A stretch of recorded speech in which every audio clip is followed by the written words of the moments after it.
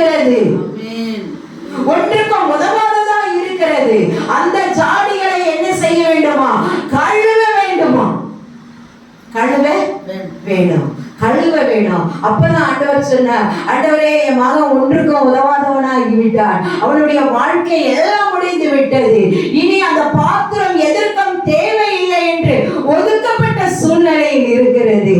ஆண்டவர் சொல்றாரு, அதை நான் கழுவ போறேன். ஹல்லேலூயா, அதை நான் கழுவ போறேன்னு சொன்னாரு. இரண்டாவது சொல்லுகிறார், அதுல தண்ணிகளை நிரப்புங்கன்னு சொன்னார். அசுத்தமான தண்ணிகள் வெளியேற போகிறது, பரிசுத்தமான ஆவியானவருடைய தண்ணி இறங்க போகிறது என்று சொல்லுகிறார். ஹல்லேலூயா, ஹல்லேலூயா. நேற்று தினத்தில் அவள் இரவு வேளையில் பேசிக்கொண்டு இருந்தார். என்ன செய்ய போகிறார்? அந்த தண்ணீர் எப்படியாக மாற போகிறதா? மதுரமாக, மதுரமாக மாற போகிறது. அந்த தண்ணீர் குடிக்கிறவர்கள் முதல் இருந்த ஆலயத்தை விட, முந்தின ஆலயத்தை விட, இனி இருக்க போகிற ஆலயம், இனி வரப்போகிற ஆத்துமாக்கள், இனி வரப்போகிற காரியங்கள் மிக ஆசீர்வாதமாகி இருக்கும்.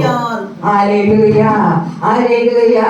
அவர் சொல்லி இருக்கிறார், முந்தின ஆலயத்தை பார்க்கிறோம், பிந்தின ஆலயம் மிக மகிமை உள்ள ஆலயம், மிக மகிமை உள்ள ஆலயம்.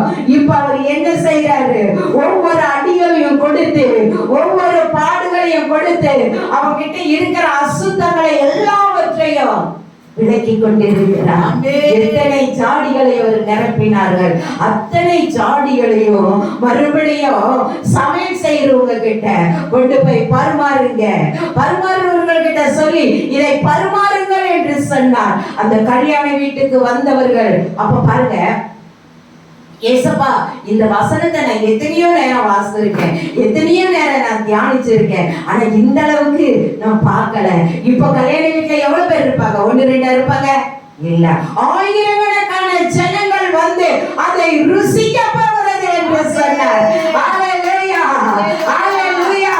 இந்த நாட்களிலே இந்த ஊழியத்தில் அப்படிப்பட்ட அற்புதங்கள் நடக்கும் என்று சொல்லுகிறார். ஹல்லேலூயா. ஏனென்றால் ஆவியானவர் அந்த அற்புதங்களை செய்வதற்காகவே காத்து கொண்டு இருந்தார். எப்பொழுது எப்பொழுது முதலாவது அவரை அழைக்க வேண்டுமா? அவரை என்ன செய்ய வேண்டும்? அழைக்க வேண்டும். இரண்டாவது அவர் என்ன சொல்லுகிறாரோ அதன்படி கீழ்ப்படிய வேண்டும். மூன்றாவது அவர் அற்புதத்தை செய்ததை ருசி பார்ப்பதற்கு அநேகர் வந்துருவாங்க. நீ அழைக்கவே வேண்டாம், உன்னுடைய வேலை என்ன? எல்லாத்தையும் சரிப்படுத்து. கல்யாண வீட்டுக்கு என்னெல்லாம் தேவை ஆயத்தம் பண்ணு, ஆயத்தம் பண்ணு. இந்த இடம்லாம் காணாது, இந்த இடங்கள்லாம் காணாது, இந்த பில்டிங் எல்லாம் காணாது. ஆண்டவர் அப்படியாப்பட்ட அற்புதங்களை செய்வதற்கு எல்லாவற்றையும் நான் சரிப்படுத்தி கொண்டு இருக்கிறேன். நீ ஏன் கலங்கி கொண்டு இருக்கிறாய்? நீ ஏன் துக்கத்தோடு இருக்கிற? நீ ஏன் வேதனைப்பட்டு கொண்டு இருக்கிற?